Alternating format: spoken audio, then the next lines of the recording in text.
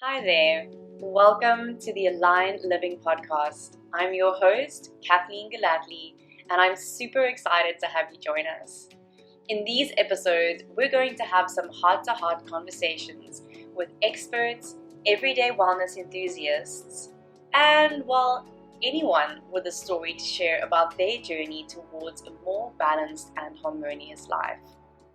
Welcome to the Aligned Living Podcast, where well-being meets wisdom, and the journey is just as important as the destination. Let's dive in.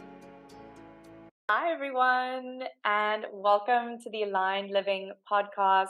I am your host, Kathleen Galatly, and welcome to episode 13. It's been so exciting to get into the double digits and to just have all these amazing conversations. So thank you if you are a regular listener, or welcome if this is your first time listening to one of these conversations, or perhaps watching us on YouTube. Thanks for joining in. Please make sure to like, subscribe, and especially leave a comment. Like if you've got any questions you have, these are the conversations that we literally love having. So there's no such thing as a stupid question, or if you want to connect to myself or any of the guests at any point, all the information will be in the show notes for you to connect. And other than that, this chat is one that I have been very excited to have. Technology has knocked us a few times in trying to get this going, but today in divine timing is the perfect time for this conversation. Yana Romano is joining me here today from a sunny Cape Town. I'm from a sunny Hermanus, both of us in South Africa. Yana and I have been friends for quite a few years now. I'd say going on 8 years, I think, which in essence can seem like a short time, but also like a very long time. But I feel that the journey we've walked together has been just so beautiful. Meeting at the Charlotte Cape Town Yoga School, which, as most of you know, is very much a home for me. Both of us having done our teacher trainings there, practicing together, attending one another's classes for years. So really a very special foundation on which to build a friendship or a sisterhood. So Yana, thank you so much for being here. I was saying before we pressed record, I'm actually so excited. I'm my dimples are so deep. My face is going to hurt after this conversation. I know we've got some big topics to cover. We've got some important things to chat about. You are just a well of knowledge, and I feel so blessed to have you here, and to everyone who gets to hear your story and your journey. So yeah, thanks for being here. And if you'd like to just kick us off with a little bit, I always say a little bit and then it ends up being a loaded question, but I love to hear more about people's upbringings, about their childhoods, about perhaps the moment where you were like, I see the world, I feel the world, I see myself. So anyway you want to approach that, the floor is yours, and thank you for being here. Thank you. Thank you for this platform that you've opened to share in story. I feel that it's such a connecting force in the world to be able to share and then be heard, and in that to recognize ourselves in each other. So I'm really excited to be here. I love conversation. I love how in conversation we get to hear ourselves speak as well. And so in this space, very much curious what's going to come through. My background, my childhood, I was born in Cape Town, and I was born into a family of 4. My parents well, let me not even go there. Then they were eclectic, and yeah, I didn't have much of a religious tone in the house. I would say my parents met as freedom fighters, and it was outside of South Africa, at a anti-Jan van Riebeeck Day rally in the Netherlands. And as 2 South Africans, they connected and had no plan to come back to South Africa. But when my mum became pregnant with my brother, she felt a very strong call to return to her roots. And so they set up home here, and 4 years later, I was born. And yeah, I would say my mom sort of brought a real sense of spirituality into the home. My dad was very anti-institution, anti-dogma, anti-religion, but my mom always tried to instill a sense of ritual and the sacred in our home. So we would sometimes have like a Friday evening intentional meal where one of us would share something, and we'd kind of sit. My mom taught me to meditate as a child. She was always interested in alternative forms of healing. She was a massage and aromatherapist and a counselor, and yeah, just kind of brought this alternative way of moving through the world. My dad at the time was practicing a lot of yoga, actually, and practiced with the Iyengar David, I think his name was, in Camps Bay. And yeah, I had really close, like my memories of childhood are really intact and really wholesome. We went on family camping trips, and it felt like our home was a kind of gathering space for friends to tap into. And I think a lot of my friends, when they came to hang out, would feel that they really were nourished by the grounded, kind of open-minded space, like no pretenses, a lot of play and a lot of fun. And a lot of freedom, I'd like to say, and creativity. So a lot of magic, fairies, and stories, and being in nature and playing in nature. And I feel like that formed a foundation for me. And that went on. I was at a school that was quite big, and I was quite into academics, and yeah, like felt really like I fitted in and could function in that space, and got to the point where I was like, I think 17, just before matric, and I was made a prefect, and it was not such a big deal for me, but it was this feeling of like really being comfortable and in this kind of institution of school. Life felt possible and easy in a way. And then very, very suddenly my dad and mom had an argument, and my dad left. Like one day it was that picture that I painted, and then the next day my dad was not in the house. And that was that. Like, I don't think we were ever together as a family from that point. And it was such a cognitive, like, break from one reality to another reality that I think for many years I was in a state of shock, because I didn't just lose my dad, but I also, there's just a notification. Hope it's okay. Yeah. I didn't just lose my dad, but I also lost my mom. Like, she completely was shaken by this. And then my sense as well of what could I trust was shattered. And I was also now just going into matric, so I had to kind of cope. And I remember I decided at that point, this can make me or break me. And I think I went into like a level of, like, for the sake of having to function, dissociation. But what kind of enabled that and fueled that at the same time was a deep plunge into bulimia, which got really, really bad from like matric for 10 years. And it was this kind of way of, I think now through my processing of it and recovery through it, a way of the parts that I couldn't digest to not have to hold them in my body.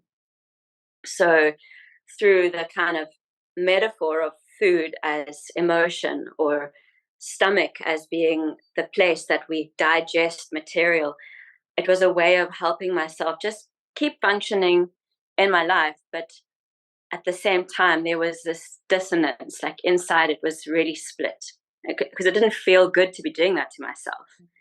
It felt like I couldn't trust myself. So I suppose it's a lot for the mind to make sense of. And at the same time, I was trying to study. I was at UCT, and there was like a lot of eye-opening and questioning of the world around me. But at the same time, I was finding a lot of refuge in my yoga practice. I actually started practicing at the Shala when I was 18, so that year. And it was a daily need to go to a space where I could build some sense of coherence or trust inside my body. No matter how many times it would break, I would go back and I would remember, and I would connect to a feeling or a prayer to trust, to trust myself, to trust life, to move with intention forwards again, start again, start again, start again.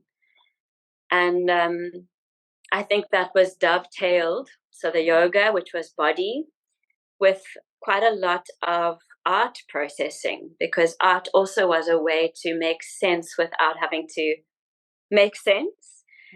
In art practice, I could work with contradiction. I could work with unanswerable questions. I could mend things that were broken. I worked a lot with collage.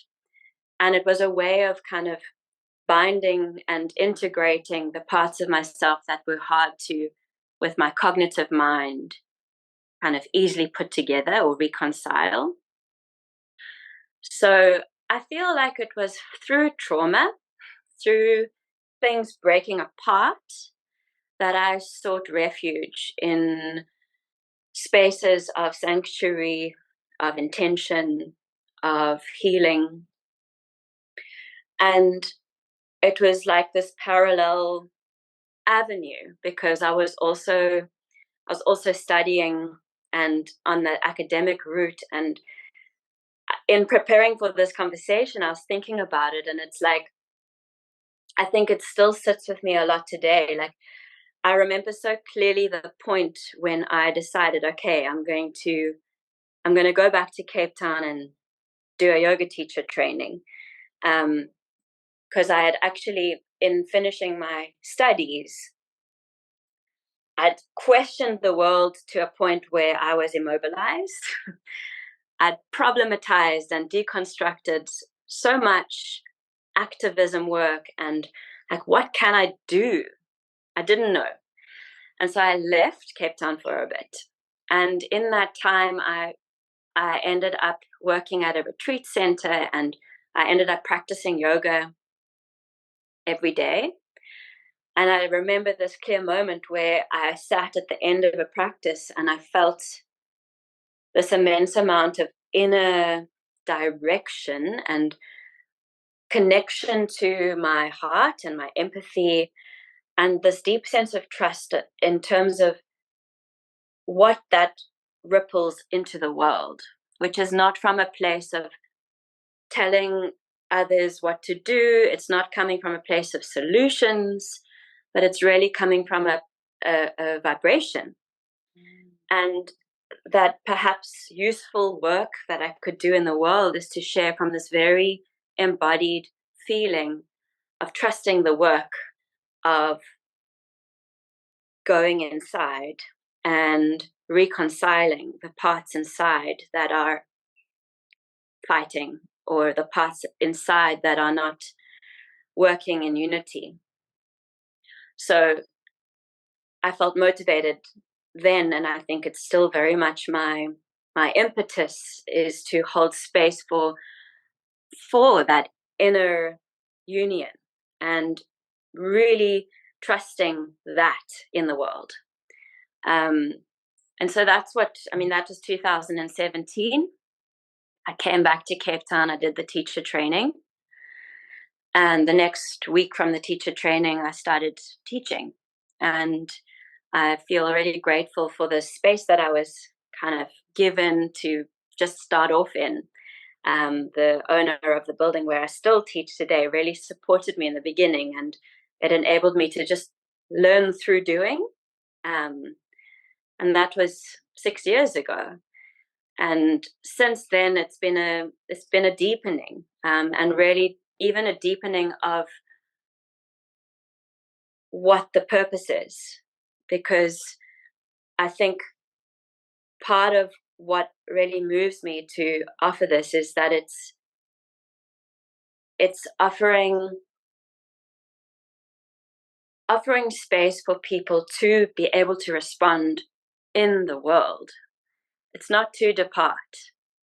It's not to leave the body. It's not to leave the difficult emotions. It's not to push things under the carpet. But it's really like, how can we build more capacity to feel and to connect through that?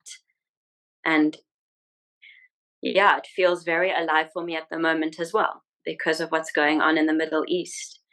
And yeah, this position of not wanting to turn away, but to keep eyes open, to keep heart open, and to hold a space for something new to emerge as well within each of us. So yeah, I don't know if that answers your question. Oh my goodness, I could actually just listen to you all day long. Sure. Firstly, thank you so much for sharing and being so open about quite a few difficult topics. You know, I think a lot of people underestimate the effect that your childhood and your upbringing has had in shaping and forming who you are today. And again, really, really hard work to go there, to go into the shadow work, to go into the difficult places, to acknowledge where your disconnects are, to even try and discover where those disconnects are. And I'm personally doing a lot of work around the spectrum of emotions at the moment, and trying to really pull away from having positive or negative emotions or having good or bad emotions. But if you could simply just see them all as a spectrum of emotions, energy, emotion, it's something that's moving through your body. And having very interesting insights lately about the capacity that we have to move through. You mentioned a few times now in your conversation of moving through the world, moving through things, emerging. And so having this capacity, what is our capacity to hold our emotions? And I think a lot of the time, because the human brain tends to focus on negative emotions, we focus on like, okay, I've got this certain capacity to hold an amount of anger, an amount of sadness, an amount of grief, an amount of whatever it is, this spectrum of emotions. Kind of the ones that can, without saying it's negative or heavy, maybe or negative or bad, maybe saying, they feel a little heavier, a little harder to navigate, but they simply are the other emotions in different shape and form. And we focus a lot on what's my capacity to hold that, because ultimately everyone's trying to jump to like the joy bubble and be like, I want to be in the high vibration. I want to be like happy and feel the good emotions. I don't want to sit with those. But what's interesting to me is that if we have a capacity to hold those emotions, we also have a capacity to hold the other emotions. And what I found is that I reach a capacity of when I'm really in my flow and I'm abundant and I'm going and I'm vital and I'm really running like a different kind of energy, and I reach my capacity of comfort and I navigate straight back down to the emotions that we can so often sit in and be in and feel in, or disassociate from everything completely. So what I really love about what you've spoken to now, and what I can only imagine in your experience, like going through a few dark nights of the soul, because the work that you've done is so far below the surface that the only way you can make those shifts, like you keep saying, like it's not something that you can figure out in the mind. Like, the saying that you can't think your way out of anxiety, it has to be a dropping into the body and dropping into consciousness through the body. It really is the only way, and to be able to find a way to feel comfortable with the, I guess, heavier emotions. So I'd love for you to maybe speak a little bit more about that. I know that you work with a lot of grounding techniques in your teaching ways, in your own practice. You spoke about, you use the word grounded in your earlier childhood, how that was a home space that felt people came there and they're like, I can land. I can really just land here. I'd love for you to speak a little bit more about that, and what interests me is your awakening to your consciousness. And okay, I'm gonna leave it there because there's like a million things. So I'm gonna leave it at that for now. But yeah, just so much respect for you, for the journey that you've been on, because yeah, there's some dark valleys that I'm sure you've had to walk through to get to the other side.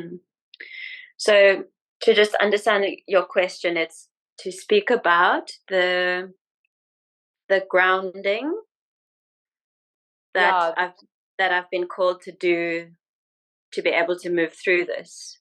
Yeah, or anything you want to share about, being able to be in those emotions. What was it like for you to hold perhaps deep grief and deep sorrow, or, the shame that comes along with all of us in life, to be able to move through those things. If there's, maybe a practice that you felt like that was one thing that I could go to, or simply just an experience that you had, I think that could be very beneficial for someone to hear if they're perhaps going through the same thing. Sure. Yeah, so I think what I would first say is I wouldn't even say that I've got it yet. It's still a practice. It's hard to be in a body. It's hard to feel. And especially when we live in a world that is like designed to distract us, there's so much that can fill our attention and pull us out of our bodies. It's like it takes quite a concerted effort to be like, I'm going to turn my awareness away from all of that and be in my body.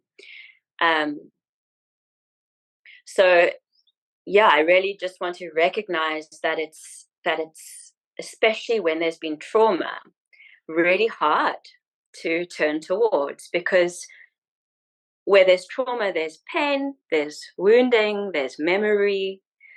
And it's like, to do this work, it's to reconfront some of that stuff.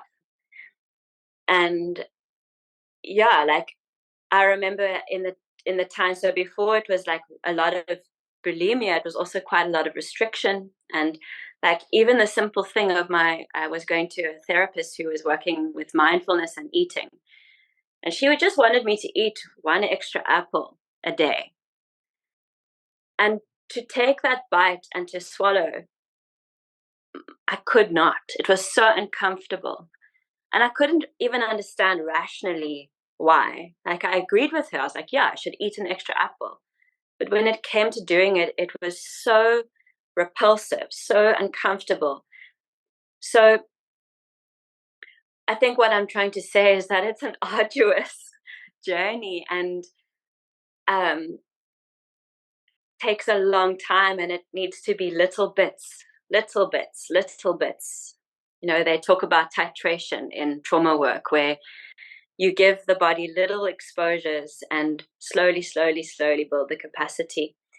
And I think, yeah, in terms of what has helped, I think it's been as I was talking about earlier, these sanctuaries where it's not just me alone, but my hand is held in going into these embodied spaces, such as a yoga practice, which is so containing and safe. But these little glimpses in a yoga practice in the framework of an asana, or that one where we swing and we stir the lymph and we stand afterwards and feel the effects in the body, and just to then be aware of, I'm feeling something. To go into a back bend and to come out and to put a hand on one's heart and acknowledge the capacity to feel in the heart, and then the capacity for that to come down again with a slower, deeper breath. So learning how the body's energy fluctuates and learning how to meet that with presence, with compassion, with breath, that has been really empowering. I think learning about my breath and the influence my breath has on my nervous system has also been really empowering. So that when I feel that my energy is up, I can actively engage with that build-up. And another one is to move. I love to move. I have to move. And someone recently said to me, I must actually research it, but she said that adrenaline only leaves the body through tears and sweat, which I found really interesting. I want to read it more about it, because I can tell if I don't release, if I don't sweat, if I don't cry, it does really create a lot of tightness inside me. So I make a point of getting outside, of moving my body. Another one is nature, like a natural grounding space. I can literally feel the difference when I walk into the forest carrying this load of stuff. And when I walk out of the forest, I'm like, who am I? What's my name? Like, what do I do with my life? Like, there's such a clearing that naturally happens in a wild space.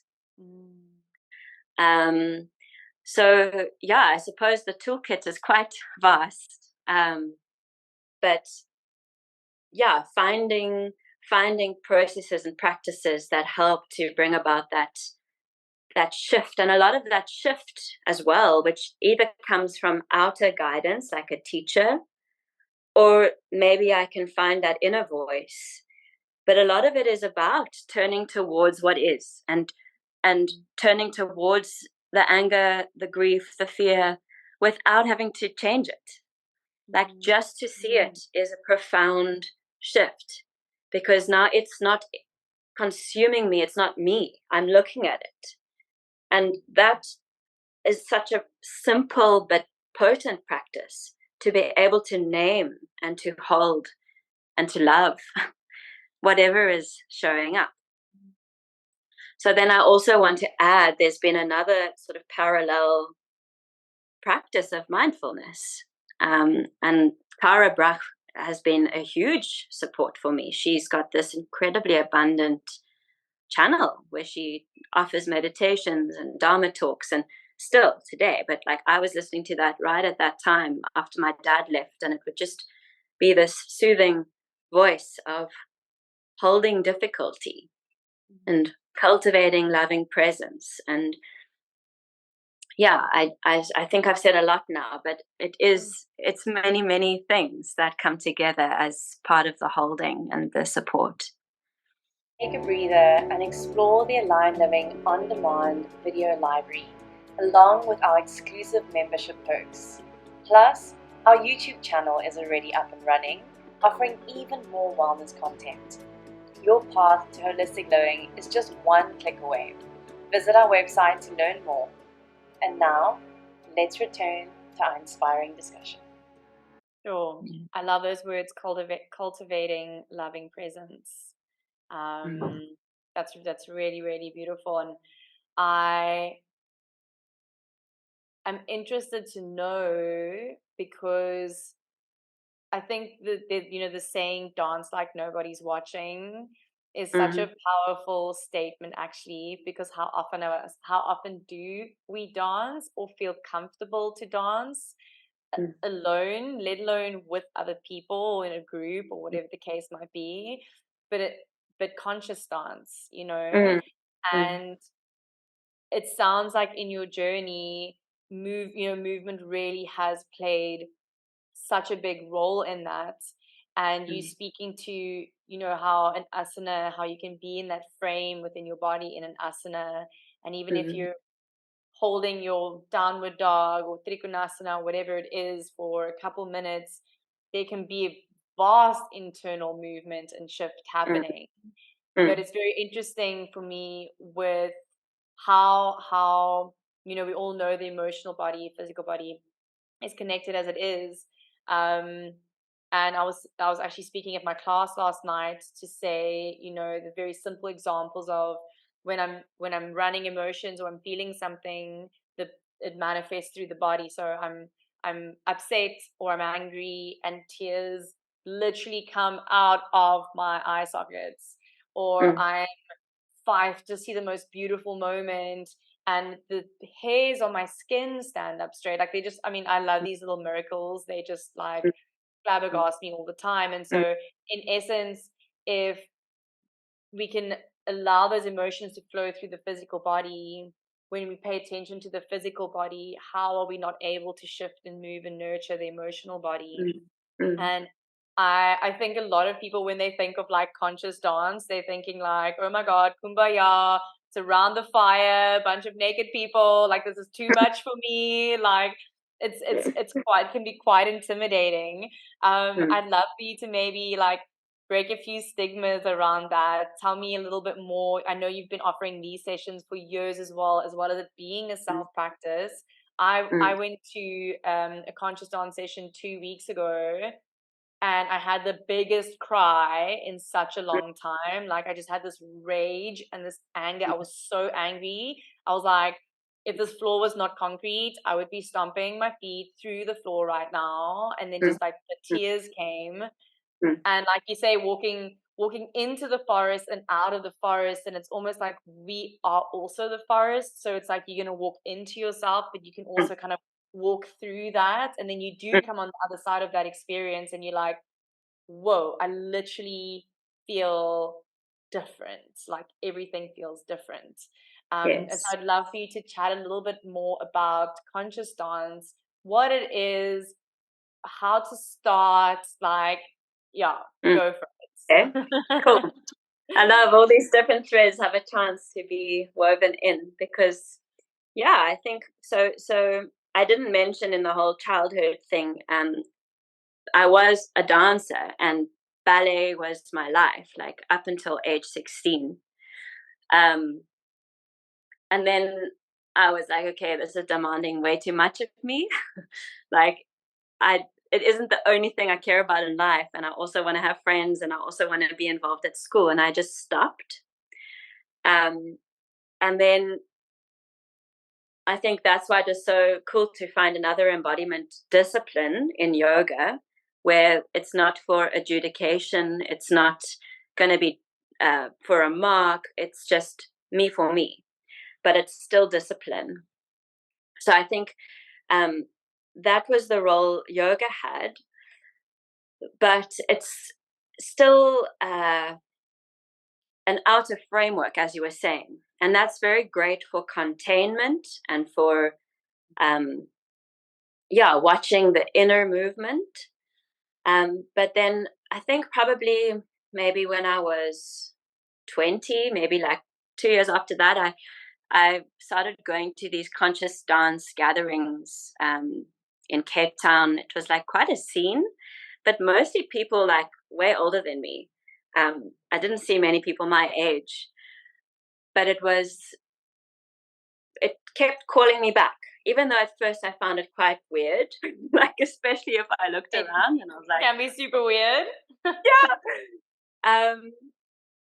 But I just started to really make use of the space, and it was this chance for me to completely dive into the wilderness of this body. And I want to give thanks to Brian, who would facilitate and sort of walk me in through presence, through allowing. Really, it's a practice of allowing. Like, if I truly let my body take over the lead and not my mind, how would I be sitting right now? Would I be sitting? Would I stretch out a leg? Would I stretch out an arm? Oh, wow, my arm can do this. Oh, that feels good. And next thing, following what feels good and what feels space making and liberating. And then starting, like you were saying, with the knit of mental, emotional, and physical. It's like, even those thoughts of judgment or thoughts of insecurity or thoughts of shyness, all of that can be expressed in movement. And so it becomes this kind of systematic, I'm putting my arising experience into the space through my body, and I'm giving it away. And in this beautiful clearing that can happen, layers and layers and layers of stuff that we can carry, and in our bodies, our bodies hold our stories. And then if I can give my body a chance to actually just air some of that stuff, I slowly get closer to the moving spirit inside me. And it's like this deep memory. I think if we look back in time, people danced, people sang, and it's something of the human spirit that is rekindled when we can move out of self-consciousness and move into creative being. What I found so empowering in dancing, and still today, is that I can practice agency. I can do something until it's done, and then I can change, and I can go there, and I can go hit the floor with my hand, and I can pray, and I can jump up and down, and oh, now I'm tired, I can go and rest. And it's like giving myself permission for that hour, however long the session is, to really be honest. And in doing that for myself, inviting that in other people. And it's like, wow, we actually are a bunch of animals, like, let's not like fool ourselves and get so complicated and, judgmental of ourselves and therefore of each other. But in that, like, freeing of being in a body without knowing actually anything, there's something so profound in that. The whole vibration of a group that dances together is really quite special. And yeah, it's rare. It's rare to be in a space where we can be free in our bodies. And so, yeah, I always think of the two, like yoga and dance, like ultimately it's communion with something very deep and something very ancient. But the one is kind of structured, and there's like let me try and connect what I'm trying to say, because I've said this before and I'm trying to remember. But it's like, in yoga, the axis is found through the alignment. And in dance, it's like that axis is found through the movement. But both are practices of presence. And I think they can really support each other and come in at different times. Like, sometimes I feel like the dance is unleashing too much and I'm needing something more contained. And sometimes this is feeling too contained and I'm wanting to move something. So yeah, I feel like that they've both come in at different times and served the same kind of direction, but different needs, if that makes sense. Yeah, I mean, that absolutely speaks to our ability to self-regulate and how important that is. And you can only self-regulate when you know what you're working with. And it's almost like a bit of chicken egg, because it's like, I would like the practice to support me in the regulation, but before I regulate, which practice is it that I need? And it's only through time and practice and getting to know yourself, following your intuition, feeling into what your body's requirements are, how your heart is feeling, you know, where your head is at, to be able to go, okay, today is a day for yoga, or today is a day for dance, or like exactly what you said. And I love that so much. That's one of the points you brought up about the dancing, is I can change my mind at any time. If I want to go left, I go left. If I want to hit the floor, I hit the floor. If I want to touch the wall, I touch the wall. And it is so freeing. I know for me, that's one of the coolest, you know, experiments when I do a conscious dance session, is I like try and go like, okay, Kathleen, be as weird as you can, because it's actually not weird. You think you're being weird, but it's actually not weird. But giving yourself permission to change your mind, because your awareness and your perception of what's going on has changed. And so you change and you allow to adapt, and your practice. I try and remind my students, my clients all the time, you know, you can look at your fingerprints and you can see your uniqueness. You can feel into your DNA, your whole being. Your needs are unique. And so there's value in finding, you know, programs that are structured, or say us in a sequence that is structured. But within that framework, there is so much freedom within that. I wanted to ask, because, you know, the conscious dance in itself is a mindfulness practice. Yoga in itself is a mindfulness practice. Breathwork or pranayama in itself is a mindfulness practice. But I know you've done some other work with mindfulness practices. I was wondering if there are any that maybe jump to mind that you perhaps practice, that are maybe even things in your day-to-day, maybe they're ritual. If there are any other mindfulness practices outside of your yoga, your dance, that pop to mind that you could perhaps share with us? For sure. I feel like there's something that I just want to circle back to in terms of your reflection of what I just said, because it also just brought something to me that I didn't mention before. Yeah, maybe just to say, and this is very much a personal journey thing, but maybe illustrates a little bit more what I was saying in terms of when do we reach for what practice. And I think, yes, as you say, this is what we need to learn, you know, and it's through trial and error, you know, how many times to repeat the pattern before it's like, okay, when did I need to intervene? When did I need to notice and be like, that's the new choice I'm going to make?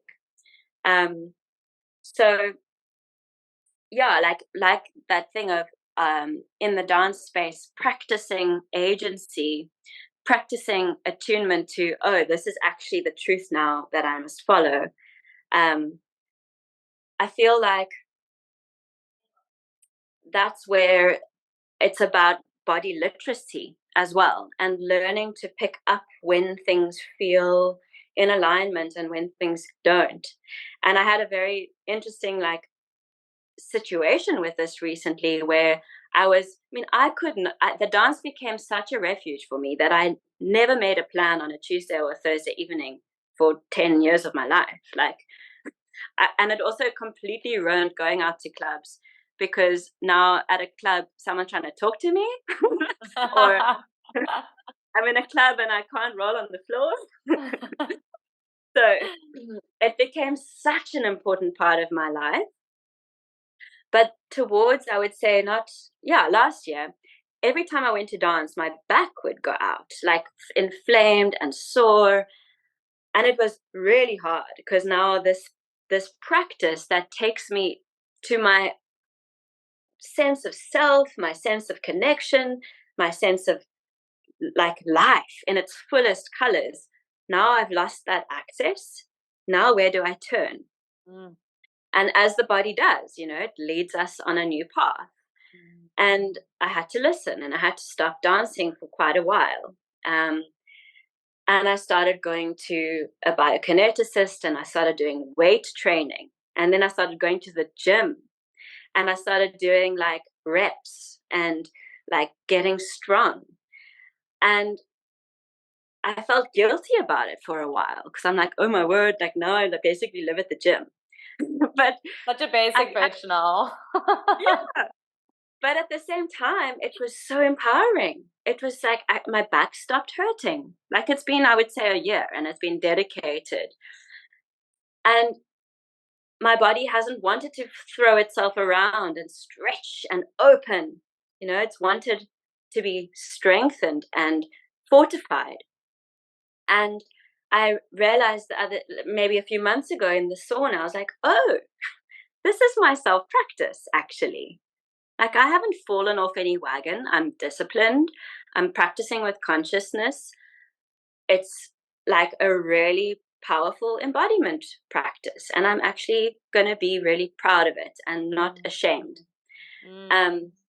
And then what's been so interesting is and it's been a lot of core strengthening.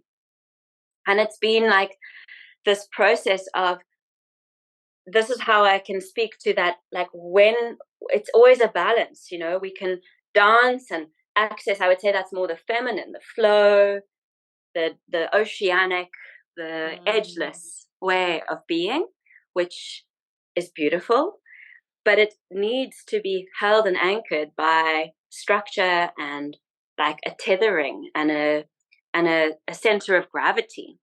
And I feel like I've had to go and recultivate that center of gravity.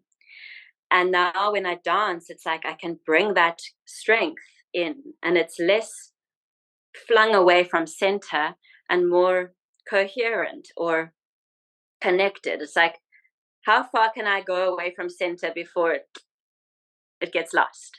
And that edge is not fixed, but it's also part of the capacity building. So yeah, maybe then just to circle back to your question about the mindfulness, and it's interesting because it's also something about a center, something that I said to myself when I applied to do this mindfulness training. It's a 2-year postgraduate training. It's like, I'm doing a bit of yoga and I'm doing a bit of art and I'm doing a bit of dance, and what holds it all together? And that thread, or that central sort of axis, was mindfulness. It's all a practice of mindfulness. So doing that training was like a way of, I suppose, bringing it all together. And yeah, I mean, the mindfulness canon, or I don't know what I'd call it, there's very specific practices. There's meditations, there's mindful yoga, mindful movement, there's ways of inquiring and dialoguing. And I certainly feel like it's influenced my work and my teaching and my languaging of things. But it's also influenced the way that I work with inner parts. And, what I really love about mindfulness language is that it's always trying to hold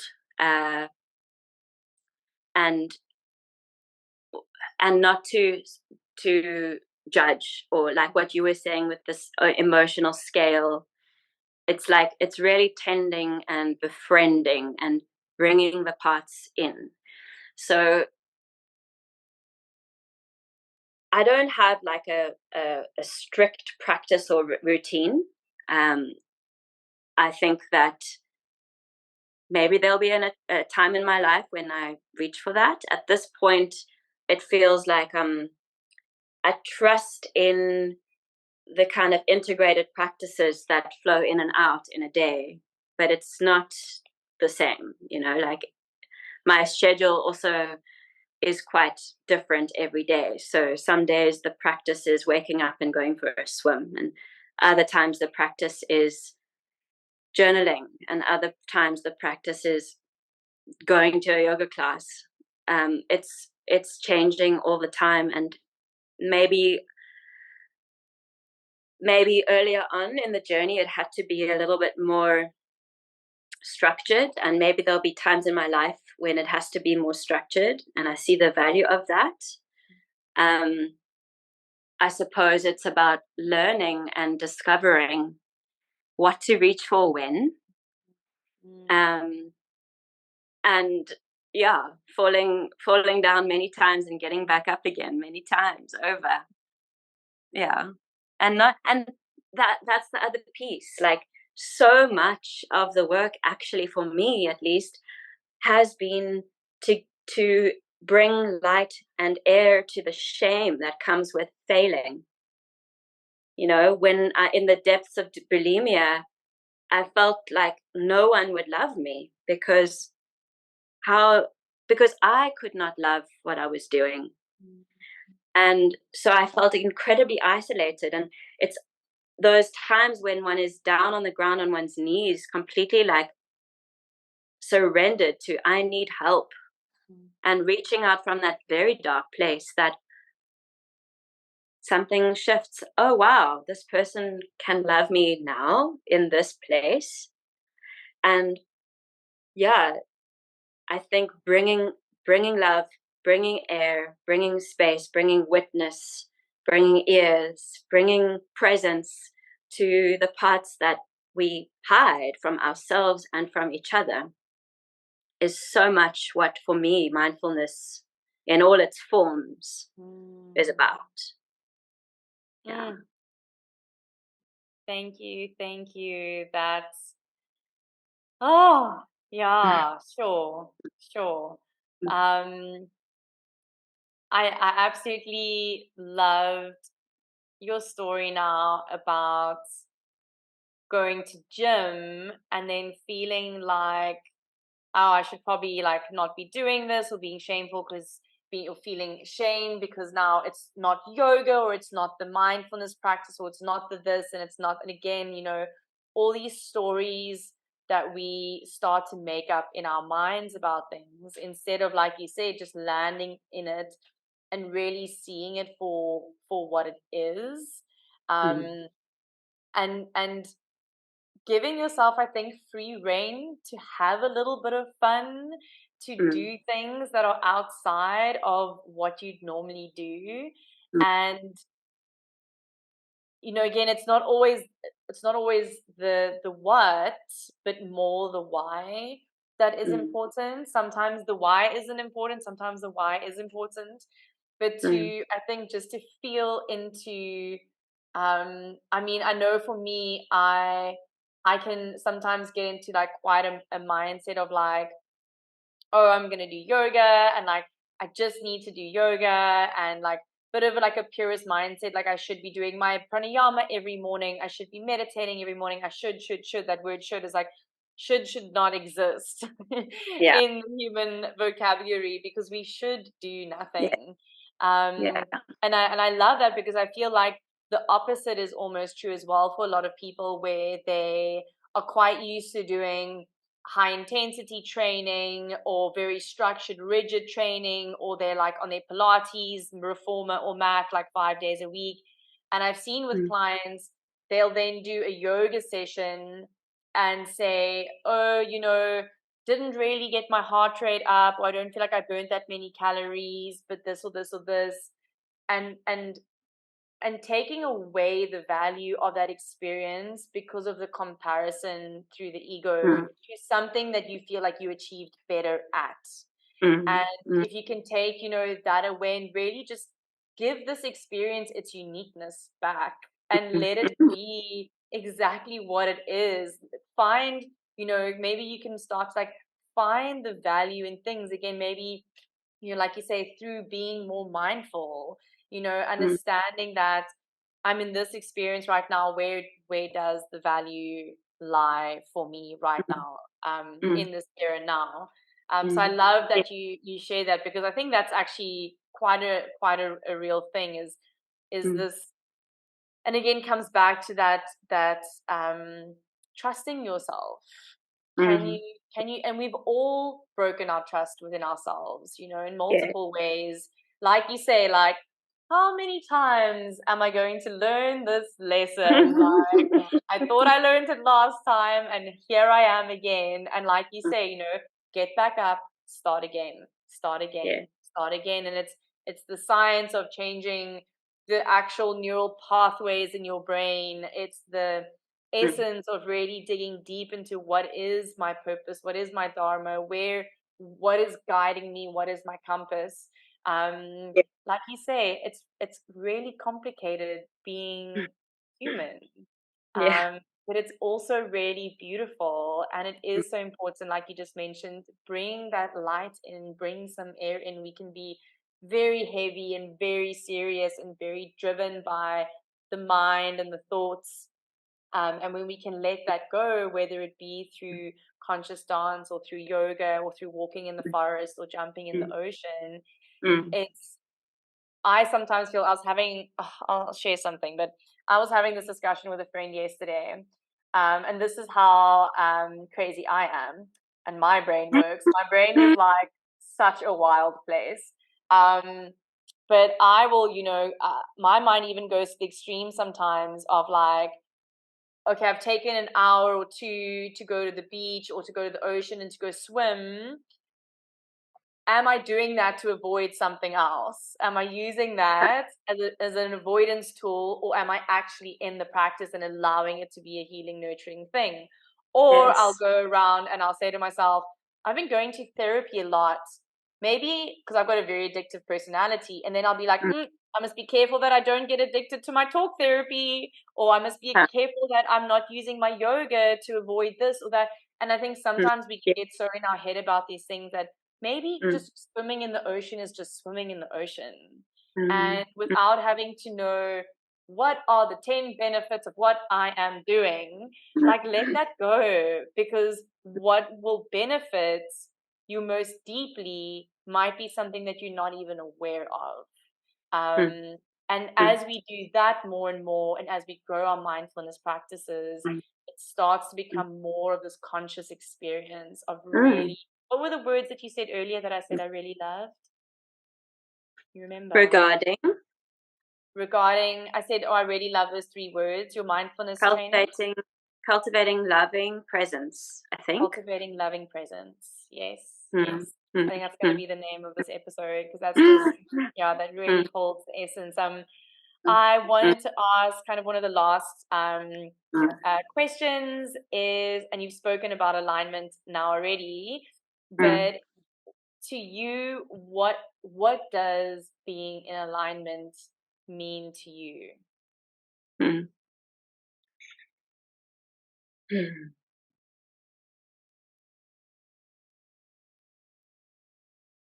It feels like wholeness, where the blind spots that can exist are looked at. The yucky parts are brought in and held, and I can sit in transparency. I can look you in the eye.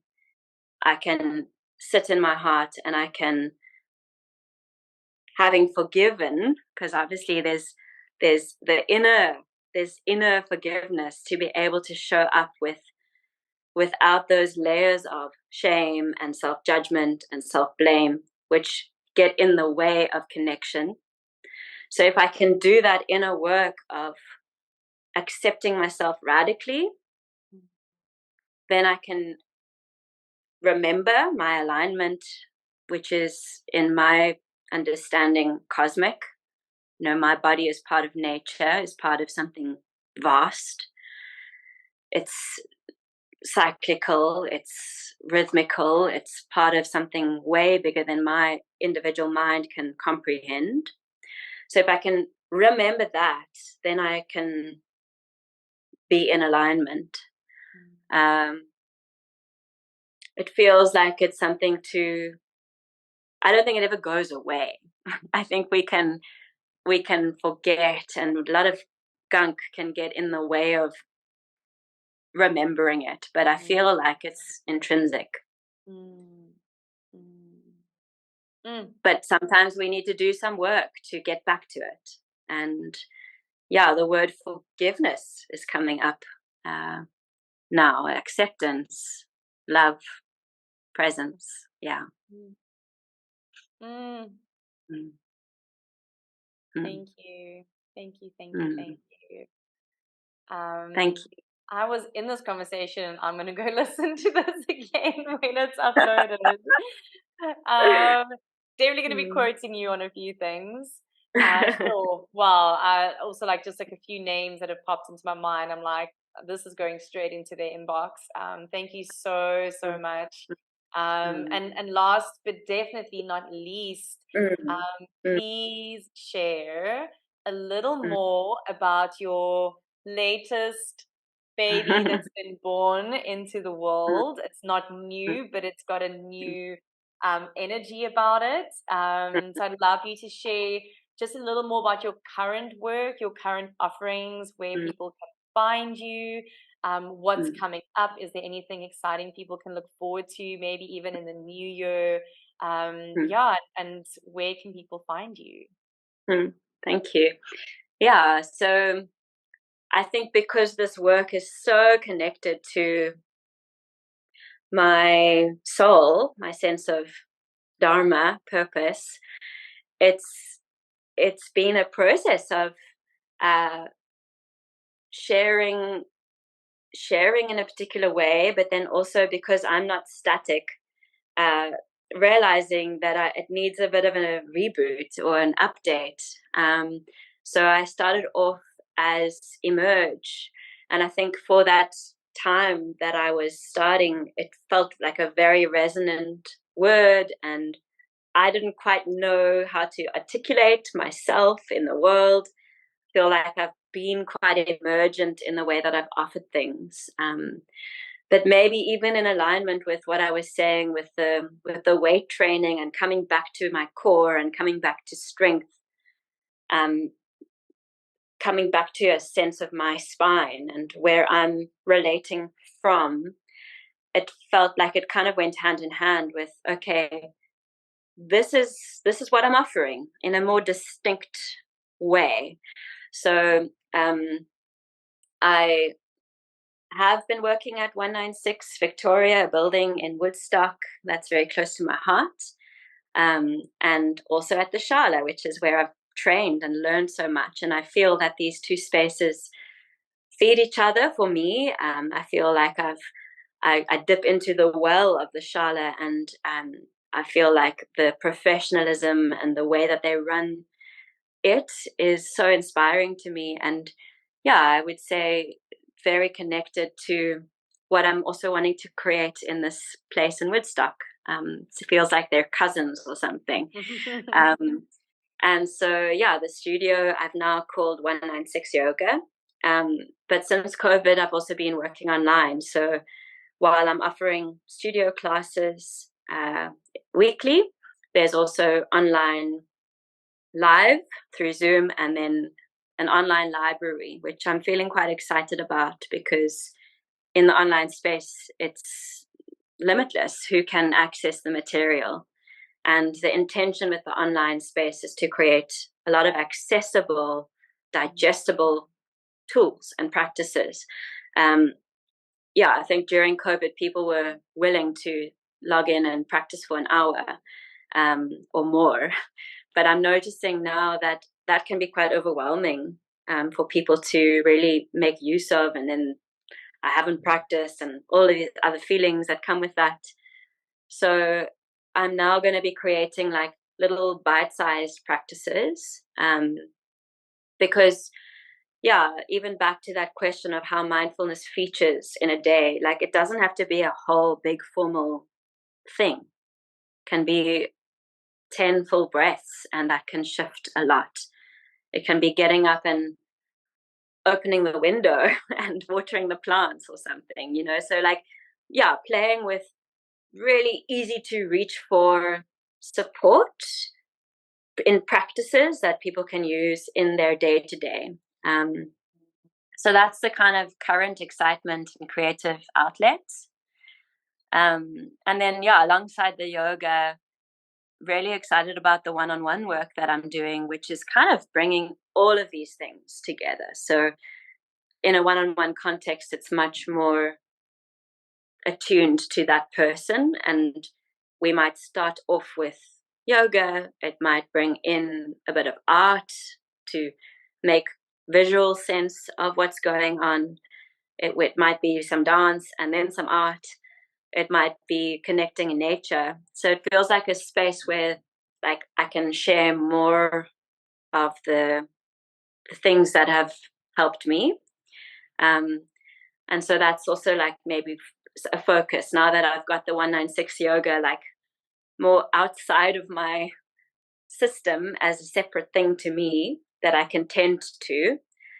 I feel like it's freed up more space to tend to the other parts of the garden. Yeah. All in line with my capacity. So trusting that as well, like it couldn't have happened sooner. I feel that, the outer reflects where things are at internally. Divine timing with all of this.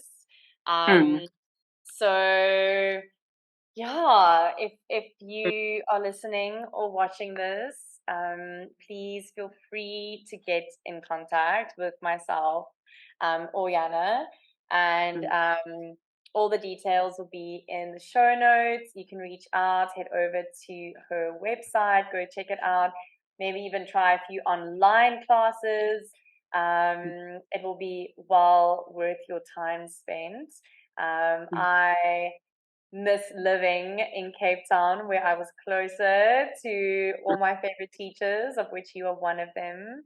And just so much gratitude for this conversation. Thank you for your time. Thank you for your generosity and your sharing and your bravery and vulnerability.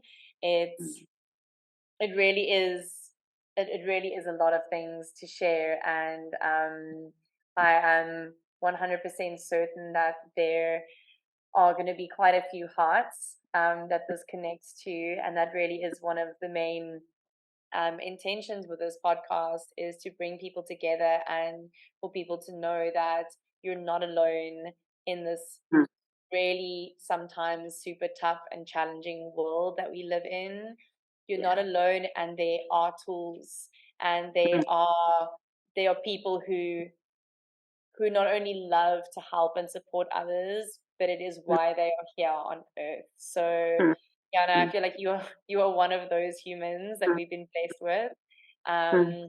So thank you so much. I really appreciate it. I've loved this conversation. I feel like I'm like gonna process all of this still, because I've also just picked up so much. My heart is just like so expansive, but I'm in a different energy now compared to when we started. Like there's almost like this groundedness about how I feel after that conversation, and just feel truly grateful. Thank you so much. Is there any last little thing you'd like to share?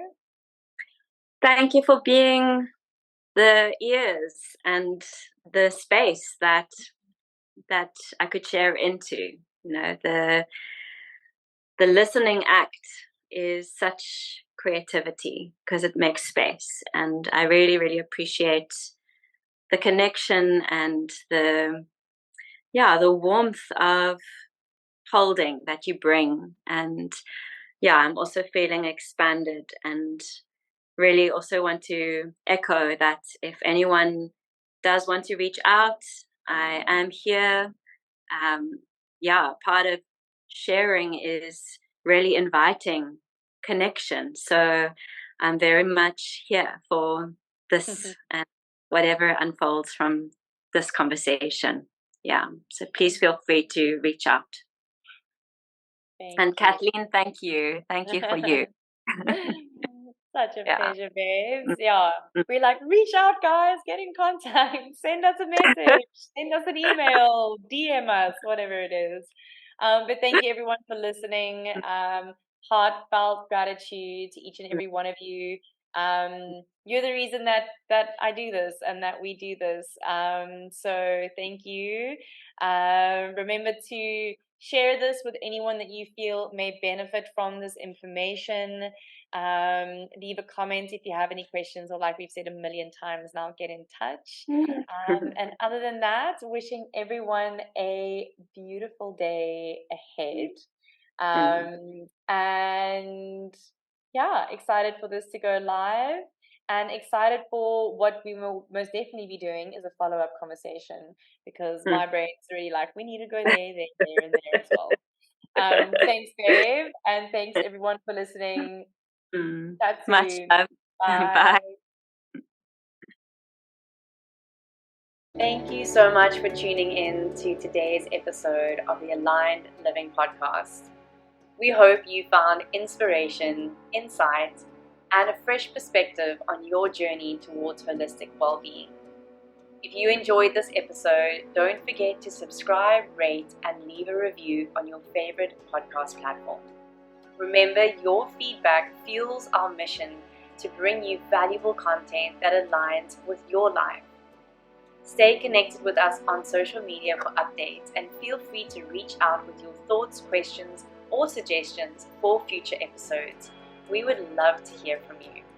But until next time, take good care of yourself, embrace the present moment, and remember, you are your own healer. Thank you for being a part of our community. Goodbye for now.